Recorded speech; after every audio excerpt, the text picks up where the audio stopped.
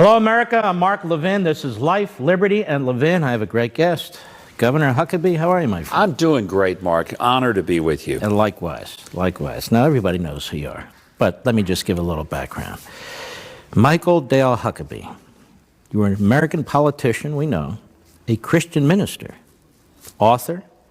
You were a radio host for a period of time, no? Yes. Commentator, obviously. You were the 44th governor of Arkansas. You were governor for quite a long time. Almost 11 years. Almost 11 years. Prior to your political career, you served as a pastor. When? It's been almost 30 years ago. It was a period of time, about 11 and a half years, and my first career was actually broadcasting, radio, television. I ran an ad agency, and then it's kind of a long story, but the short version is I ended up being a pastor, which was a wonderful part of my life because it was a school. It was graduate school in humanity.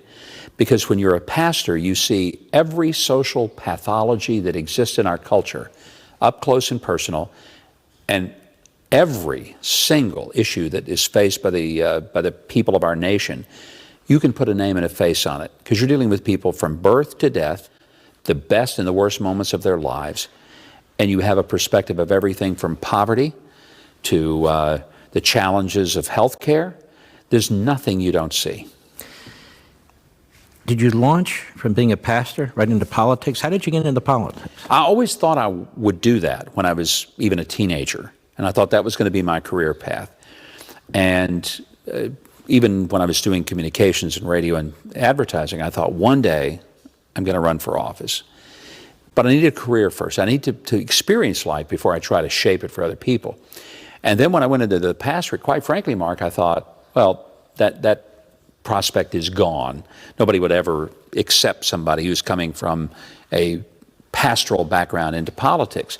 But I came to believe that it was a terrific preparation, better than being a lawyer or insurance executive or whatever. And so, a long, thoughtful process, and I said, let's do it. That was back in 1991. My first race was for the U.S. Senate. I lost. Ran the next year, 93. Now back in 91, okay. Arkansas was heavily Democrat, right? It wasn't heavily Democrat. Yeah. It was Democrat. Yeah. It was the most lopsided state in the country, more than Massachusetts, Maine, Vermont, Oregon, California.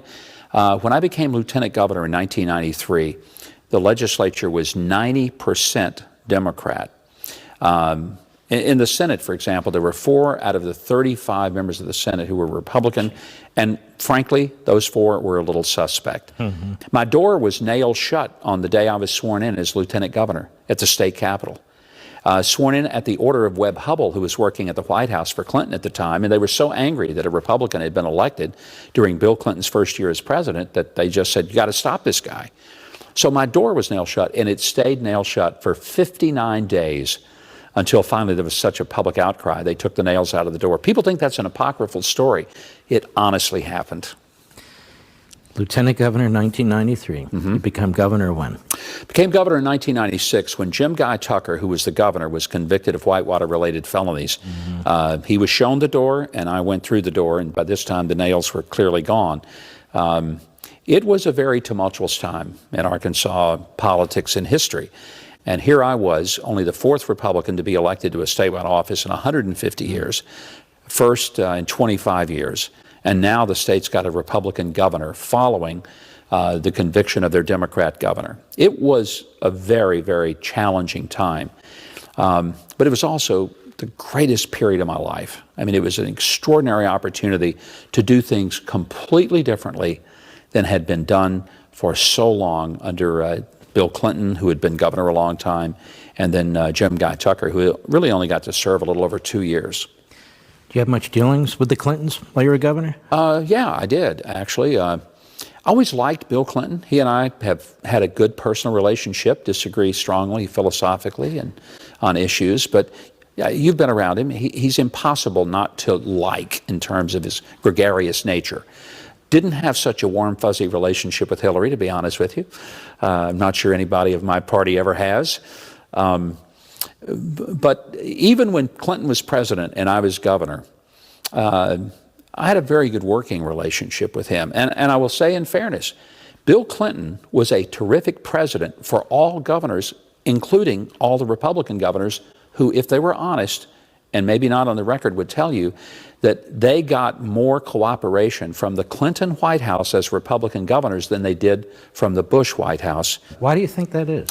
There was an attitude that Bill Clinton, who had been a governor and loved the job, recognized that governors really were the front line of policy. He knew that Washington didn't really get things done. And he understood that if you wanted a laboratory of government, just like the founders really understood the states to be, this is where you attempt things, you try and you innovate. And he was willing to let Republican governors try things. Welfare reform came out of the states. It didn't come out of Washington. There were things that we did in children's health care in Arkansas that preceded the whole idea of S-chip. But the way we wanted to build it was that it required pay-in. It wasn't just a welfare program where you get 100% of your benefits for free. You had a premium, you had a copay, you had a deductible. Why is that important? Because if people have skin in the game, they take a totally different attitude towards something than if it's all free and they don't care whether it costs $1,000 or $100. Those are the kind of innovations that you could do at the state level. And to his credit, as president, Clinton said, give it a shot. And yet George W. Bush was much more difficult. He was a good guy to deal with, but you never could get to him. He had such a palace guard and great people, but they protected him, and for them everything was whether it was good for him politically, not whether or not it was actually good in the policies of the state. And then you decided at some point to run for president. That was a brilliant idea, wasn't it, Mark? Listen, and it turned out real well. Well, you know what? 2012 was rather bruising, the Republican primary. What happened then?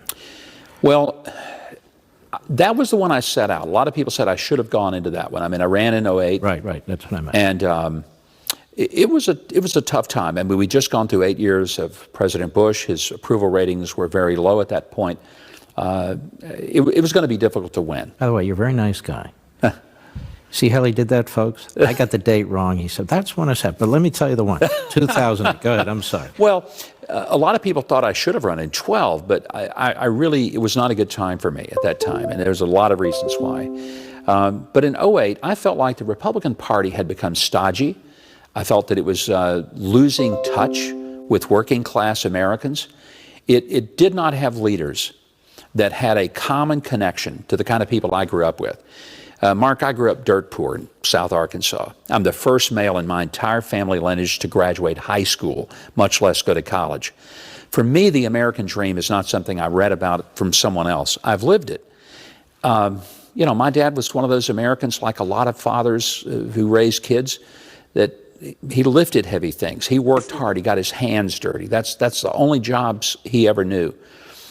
I felt like those were the people that Republicans, their policies would help the most if we really implemented them, but we acted like they didn't exist.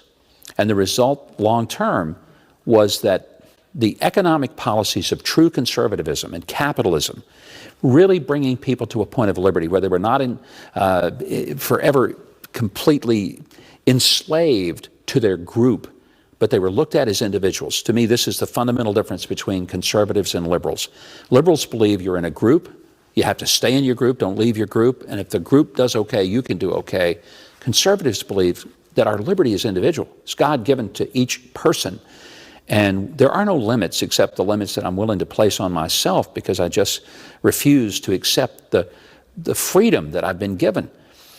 And so I felt like in 08 that we were missing the opportunity, and we were a great party if you were sitting in the corner office, but we were not a good party if you were standing on the concrete floor 8 hours a day lifting heavy things and going home and having to take a shower before your wife would let you sit at the table. You did pretty well in that primary, really, didn't you? Yeah, I came in second to McCain. I was the runner-up to John McCain in 08. So, and on a dime to the dollar of what McCain and Mitt Romney had. And 2016 was a big field. Yeah. But one of the things I noticed during that primary was you never took a shot at Trump. No. You ran on your message, and that was pretty much it. Why was that? Well, first of all, Donald Trump was not my enemy. he was not even really my opponent. I looked at it that one of us on that stage was going to face Hillary Clinton. I thought I'd be the right guy. I knew her better than anybody on that stage. Known her 40 years. People decided differently. I respect that. You know, that's what you do in an election. But why would I go and attack one of the other people on that stage? Because if they won, then I was going to have to go to the convention stage and tell everybody how great they would be as president after just telling them they would be terrible. At some point, that doesn't make sense to me. And those were not the people that I was trying to oppose. Secondly, you know, I may not be the smartest bulb in the chandelier, but I'm bright enough to know this, that if you attack Donald Trump, he's going to come back at you. And he's going to hit you harder than you ever hit him. And when you're ready to give up in the fight, he isn't. And he keeps clubbing you until you're unconscious and in a coma and can't come out of it. And so I watched all these guys on the stage, and they'd go after Trump. And the next thing you know, they get a nickname that they're stuck with for the rest of their lives. He pummels them, and the press love it so much that they just give him more airtime. So I thought, I've seen this movie, it doesn't end well. But you also liked him. I like Donald Trump. I personally like the man, and that surprised a lot of people because we couldn't be more different. I'm a kid that grew up dirt poor in South Arkansas. He grew up, in New York, and he's a street fighter from Queens, and he's lived the life of a billionaire. I've never met many billionaires. Yeah, we're as different as night and day. But there's some things that I admired about him. I admired his candor, his transparency, and quite frankly, one of the things that I've admired about him is that he did not get where he is politically in the normal way of being beholden to all the special interests who completely own most of the politicians in Washington. And that's why nothing changes. Democrats get elected, things stay the same. Republicans get elected, things stay the same, because the same people who are throwing dollar bills at the Democrats are throwing dollar bills at the Republicans and the Democrats alike, and they get the same policies over and over. Trump has upset this whole this cabaret, if you will, and has changed the tune so dramatically. And that's why I really believe he's the right man for the right time. And we'll get into this more extensively, but it's for these reasons, isn't it, that he's under attack? Because he's not one of the crowd, because he is a true outsider, because he doesn't need their money, he doesn't need their lobbyists, he doesn't need any of the infrastructure of the establishment. It's absolutely one of the main reasons. They can't control him. They can't tell him to quit. They can't tell him what to say, when to say it, how to say it, where to say it. And look, there are times when Donald Trump says some intemperate things, sometimes that I just go, oh, well, that's going to be a problem. Or times when he may step on his own good news. I get that. But what I admire is that here is a guy who is doing exactly what he said. He said he was going to cut taxes, and he has, and the economy is booming. He said he was going to recognize Jerusalem as the capital of Israel and move the embassy, and he's done it. He said he was going to be tough with NATO and tell them that either pay up or we bug out, and he's done it, and they're doing it. I look at what he's getting done, and I'm far more impressed with what he's getting done than I am bothered by anything he tweets or says. And we're going to expand on this in a moment. Ladies and gentlemen, don't forget, during the course of the week, you can watch me on Levin TV as part of the CRTV television network. That's crtv.com. Give us a call, join up, go to 844-LEVIN-TV. Give us a dial, 844-LEVIN-TV. We'll be right back. Mike Huckabee, you brought up the president and his promise to recognize Jerusalem as the capital of Israel and to move the embassy. Past presidents have said that. They've not done it. It's actually the law. It was passed in 1996, but they could waive it every 6 months. This president said enough is enough. You're very popular in Israel, and it's well known in the United States that your support for Israel is considerable. Why is that? My first trip there was in 1973 when I was 17 years old. I fell in love with Israel as a teenager, and I've been taking groups of people since 1981. I've seen this country come alive in a way that I can only imagine the frontier days of America. Biblically, I could say it this way: the dry bones have come alive, and the desert is blooming. And literally places that I saw as abject desert now are lush with vegetation that exports fruits and vegetables across the world. But Israel is a very special place. As a person of faith, for me, Israel is not just another piece of real estate, maybe the most hotly contested piece of real estate on earth, but it has biblical dimensions, biblical connections, and that's important to me. I think the title deed goes all the way back to Abraham. So to see a president recognize the rightful home of the Jewish people in a Jewish state and Jerusalem as its capital. And by the way, Jerusalem has only been capital to one people in the history of the earth, and that's to the Jews. So it's important to me that we respect that. And it's part of your faith. It's part of my faith, as an evangelical Christian. Absolutely. And I've had this conversation with the president back before he made the decision. And I told him, I said, Mr. President, there are two things that evangelicals, who, by the way, were the basis for him being elected, they overwhelmingly, like 75, 80% of evangelicals voted for Donald Trump and still support him. And that surprised a lot of people, but they like someone who sticks by the black and the white of the right and the wrong and what they stand for. So Donald Trump and I had this conversation, and I said to him, Mr. President, there are two things evangelicals consider non-negotiable: the sanctity of human life, and the second thing is unwavering commitment to the sovereignty of Israel as a Jewish state. And he kind of was surprised by that. And I said, but Mr. President, we're people of the book, and we believe that if God has made a promise, he's going to keep it. And one of the promises is the nations that bless Israel will be blessed, and those who curse Israel will be cursed. And I just believe that when Donald Trump made this decision, and he was under so much pressure not to do it, Mark, and you know that, you know this very well, pressure from within the country, pressure from all over the world and world leaders. And later, after he had done it, I had the opportunity to say, what was the deciding force? He said, because it was the right thing to do, and I said I was going to do it. I was so refreshed by a president who is able to say, it's the right thing to do, and I said I was going to do it. I haven't seen that kind of commitment since Ronald Reagan. Mm-hmm. And I think a lot of people support Donald Trump because of it, no matter what his critics say. You can't take that from him. Speaking of his critics, they're getting more and more out there. Yeah. Crazier by the day. We're about the same age. I would read George Will's columns religiously. Mm-hmm. Great thinker, great columnist. But I don't read them anymore unless somebody hands them to me. This sad, embarrassing wreck of a man, Washington Post, George Will. It starts out, first three words, America's child president. And I stopped there. And I said, this isn't rational thinking. When you look at what the president has done economically, you can disagree with certain aspects. I have my disagreements with him. But I also have a lot of agreements with him. When it comes to judges and taxes and regulations, he abides by the Constitution, which is a big deal to me. Look at his foreign policy. When it comes to Israel, when it comes to the Iran deal, when it comes to being tough on North Korea, we still have military assets off the peninsula there. And even though he calls Xi his friend, he's tough on the Chinese. And he's been much tougher on Russia than Obama could ever have dreamed of. Much more so. What is this, America's child president? What, they don't like the way he talks? They don't like the way he looks? They don't like his New York accent? What is the problem here? It's personal with these guys. It's personal. But the vitriol is unhinged. It has no rational, no normal kind of basis. It's just that they cannot accept that Donald Trump won the presidency in November 16. I try to say to folks, look, I ought to be more bitter than you.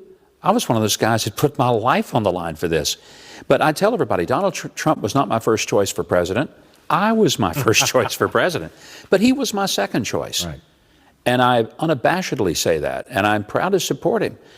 And part of what I admire is that there is this sort of bull in the china shop, torpedoes, full speed ahead, torpedoes be damned, let's go. I like that. I like it that we have a president who has instincts and he follows them, and he's not dissuaded by people who are always putting some strings on him and telling him who he's going to upset. Clearly, he's upset a lot of people in the Potomac world. Do you think it's a cultural battle even within the conservative movement? Oh, without a doubt. And what is that battle? It's resentment. It's resentment. There are a lot of people, and I don't think they even see this, but their world is about getting invited to the nice cocktail parties in Georgetown. Their world is about being part of the swells, but they live in the bubbles. And I say there's three big bubbles in America: New York, Washington, Hollywood, maybe a fourth one, Silicon Valley. People living in those bubbles don't know the rest of America. They think they do, but they don't. They resent the rest of America. They think they're better than the rest of America. We're the basket of deplorables. We're the people who are the great unwashed. But Donald Trump understands that those great unwashed people, people like me, who grew up more comfortable working in the kitchen than sitting at a head table, that we're the people that actually gave this country its strength, its roots, and raised the kids that went to war and won battles. And I don't think they get that.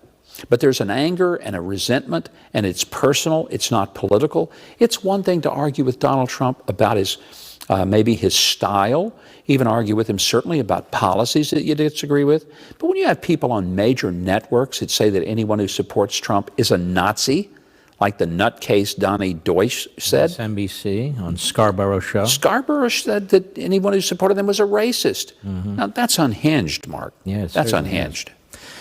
So this cultural battle, even within the conservative movement, you think it's because he came out of nowhere and they didn't have a say in it? Do you think it's because he truly is an outsider? Do you think it's because of what he says and the way he says it? Because his policies, they're not left-wing policies. They're not anti-American policies. They're and many of his policies actually are Reagan-esque.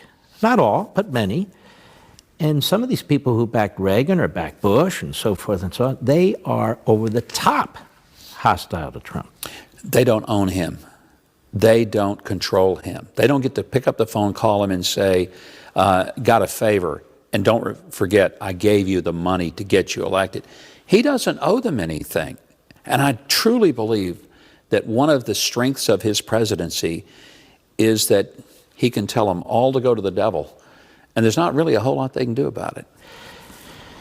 Ladies and gentlemen, don't forget, almost every weeknight you can check me out on Levin TV by going to crtv.com, or you can give us a call at 844-LEVIN-TV, 844-LEVIN-TV. We'd love you to join our community over there. We'll be right back.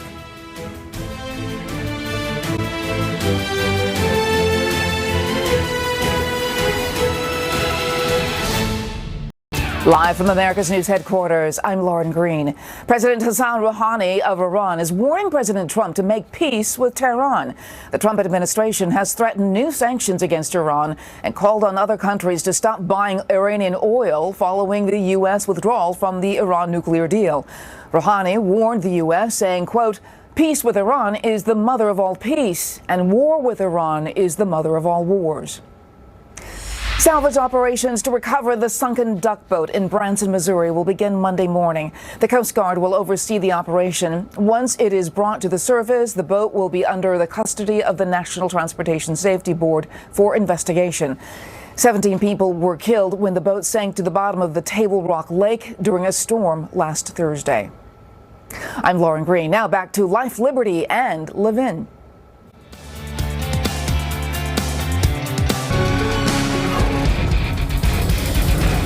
I don't know who the most famous Huckabee is right now. You or your daughter? I think it's my daughter. It's your daughter. Yeah. And Sarah Huckabee Sanders. Yeah.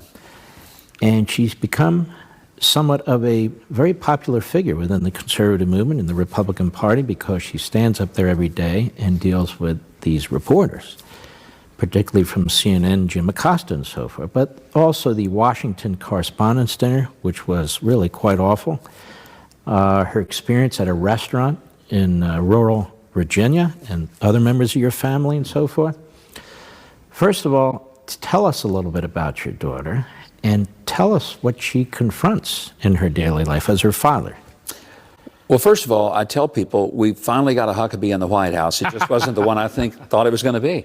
I'm very proud of Sarah. I'm proud of all my children, but Sarah obviously is the one that now is more famous, more popular, and more beloved, and rightfully so. She's a tough kid.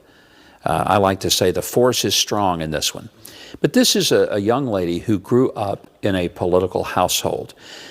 When most kids were jumping rope, she was sitting around the kitchen table listening to Dick Morris do crosstabs of poles. She's been swallowed up and consumed in the political world since she was a tiny girl. And as a result, there's not anything she sees that is a shock to her. She's been there, done that. I think in this White House, it's certainly intense in a way that we've never seen before. But she's got a very calm demeanor, and I think that's what people admire. Whether it's sitting at the Correspondents' Dinner and have someone just intentionally try to destroy her, she maintained dignity and grace, or whether it's at that podium every day where people try to accuse her of all sorts of things and try to take her podium away from her. She never lets that happen, but she does it in a calm way, doesn't escalate the tension, but she knows how to just say, we're not going there. As her father and your wife, Yeah. as her mother, it must give you great pains to watch this. I take more of a pride than a pain. And I'll tell you what, I watch her, and when somebody asks some stupid question, my thought is not, I can't believe they said it. I'm sitting back saying, you're about to get your rear handed to you. You just don't know it. And sure enough, that's what typically happens. Because I know that she's tough. And I've always said, when a Southern woman begins or ends a sentence with these three words, whether it's literally said or figurative, and they say, bless your heart, you're about to be gutted like a deer. You just don't know it. Thanksgiving dinner, what's that like, Thanksgiving at the Huckabee household? You know, it's surprisingly chaotic because we have 6 grandchildren, 3 of hers and 3 that are one of my other sons. I have 2 other sons. And we may talk politics a little bit, but it's really more family. We're a very close-knit family. Our kids, grandkids all love each other and play together, and we have a good time. We grew up as a family, very tight-knit, went through tough times, and I think it made us strong. And so while there's enough politics that people would expect, it's not that everything is a political discussion when our family is together. So she interacts with the media. Obviously, Yeah. that's her job, dealing with the media. It's my observation that the level of reporting has really been degraded. It's difficult to tell reporters from commentators.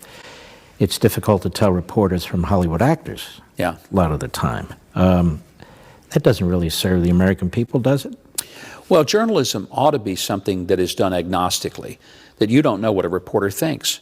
If a reporter puts himself or herself into the story, that's no longer journalism. That's commentary. That's editorialism. And most of what we see, 90% of it, has a tinge of being editorial content. I tell people all the time, you know, what I do, whether it's on TV or anywhere else, it's not journalism. I don't even play a journalist on television. But a lot of these people think they're journalists, and they're not. When you use a Twitter account and you put your point of view into it, you've stepped across the line from journalism into advocacy. And the problem we have is that journalism has become a lost art.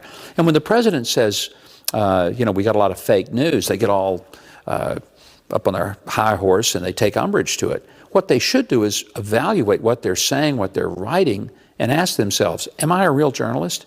Because a real journalist just presents the facts, lets the reader or the listener make the determination what those facts should mean. And what about so-called news outlets that have guests who throw the word Hitler around, like they're throwing around the word "the" in describing the president as any president or their policies?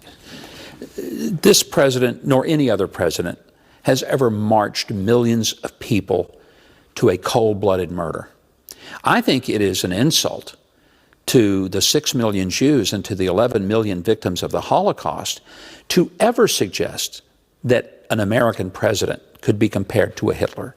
And I wonder, where is the liberal Jewish community that ought to be outraged that there is a minimalization of the Holocaust by making this comparison? It's insulting.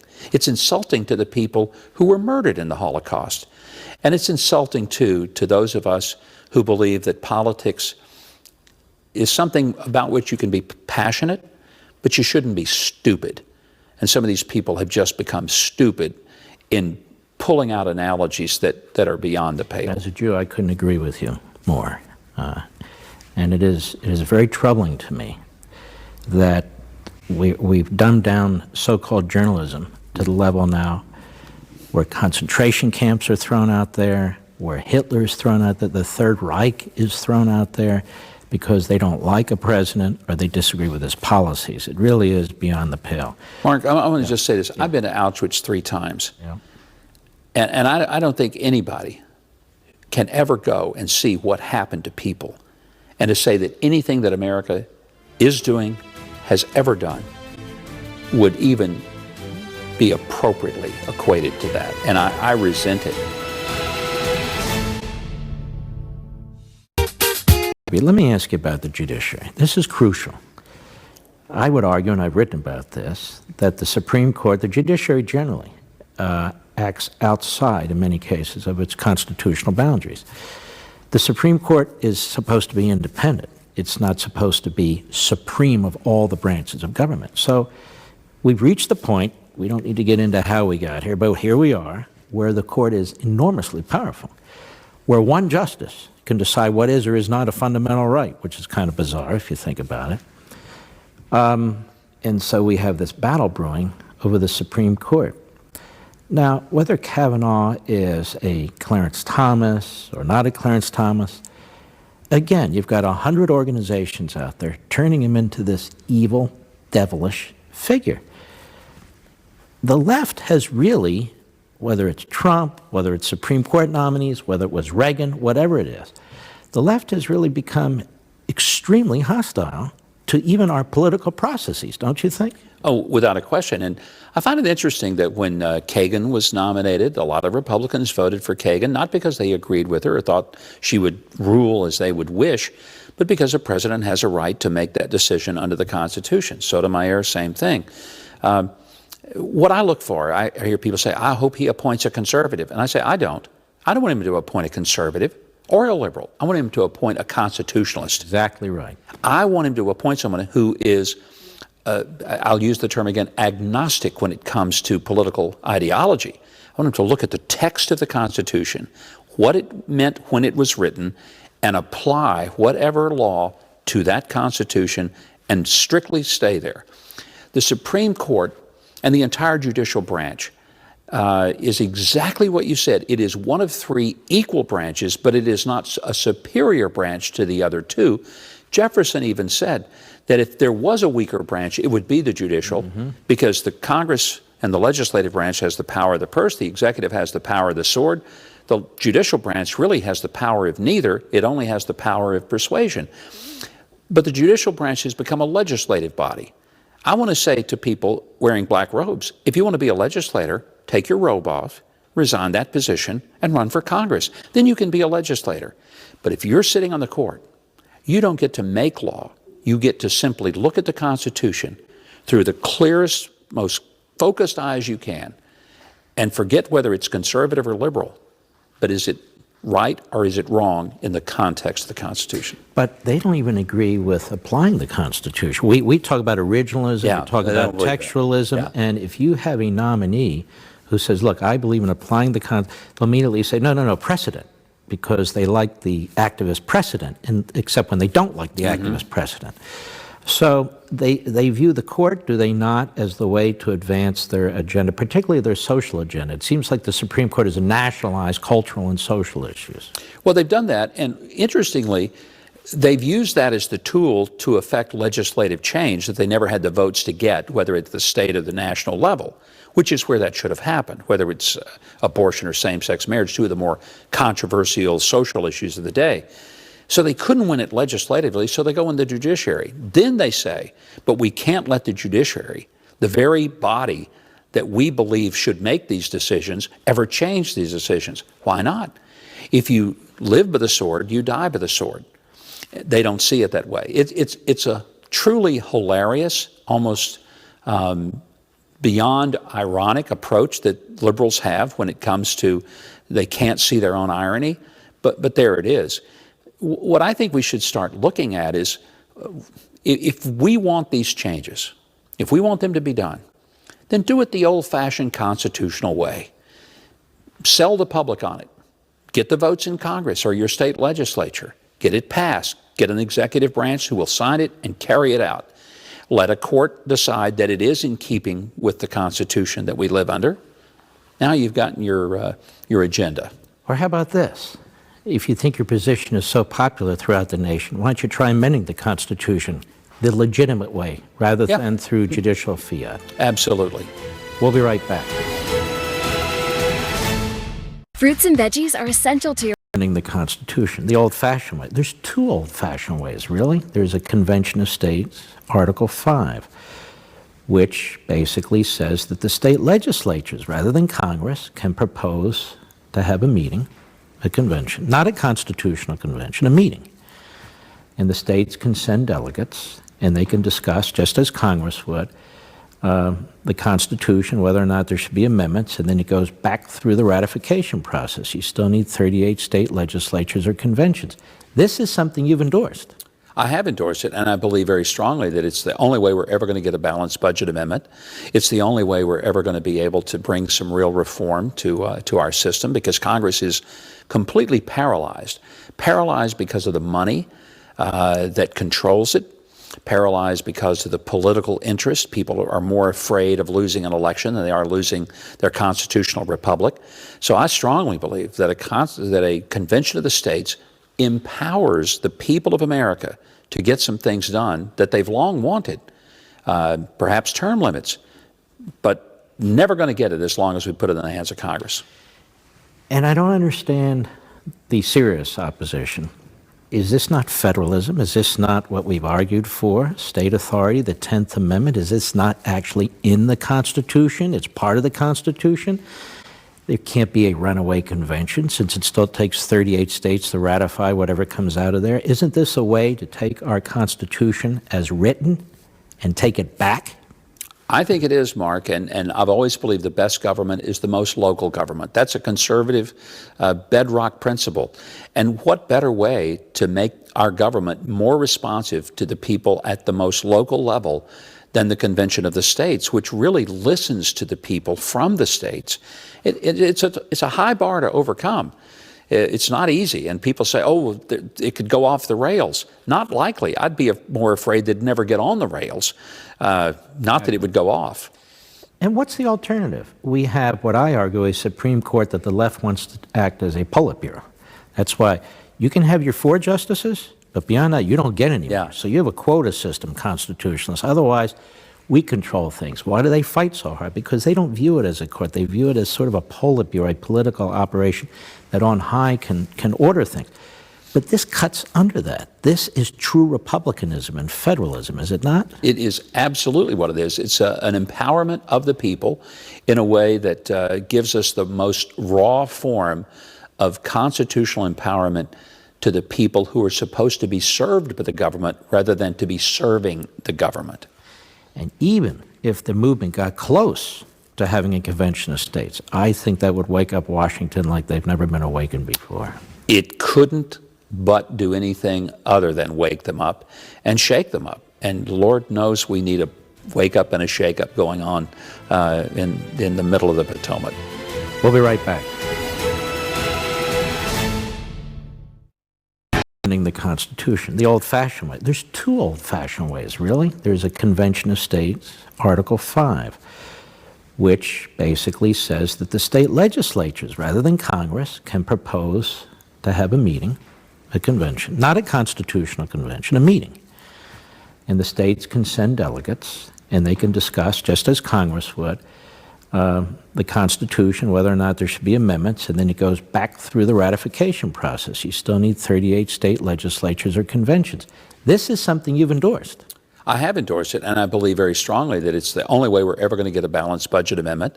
It's the only way we're ever going to be able to bring some real reform to our system, because Congress is completely paralyzed. Paralyzed because of the money that controls it, paralyzed because of the political interest. People are more afraid of losing an election than they are losing their constitutional republic. So I strongly believe that a convention of the states empowers the people of America to get some things done that they've long wanted, perhaps term limits, but never going to get it as long as we put it in the hands of Congress. And I don't understand the serious opposition. Is this not federalism? Is this not what we've argued for? State authority, the 10th Amendment, is this not actually in the Constitution? It's part of the Constitution.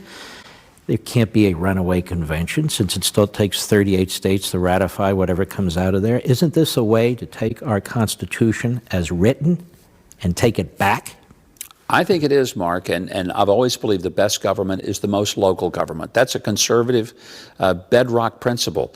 And what better way to make our government more responsive to the people at the most local level than the Convention of the States, which really listens to the people from the states.